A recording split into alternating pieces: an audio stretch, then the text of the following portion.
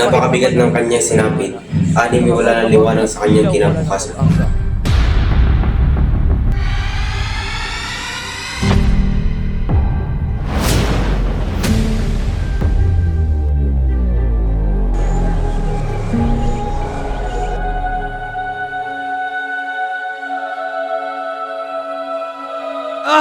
Tulungan niyo ako! Kung sino mang nakakarinig sa akin, sagipin niyo ako!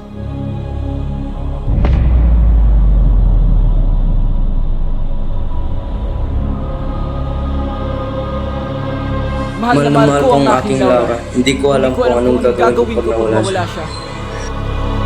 Huwag kang mabahala dahil ako ay lagi nandito upang ikaw ay alalayan at suportahan.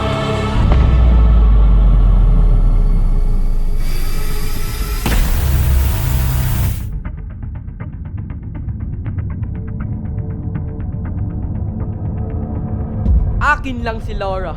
Di ako papayag na agawin niya ang aking pinakamamahal na babae. Lahat na lang na meron ako ay unti-unti niyang inaagaw.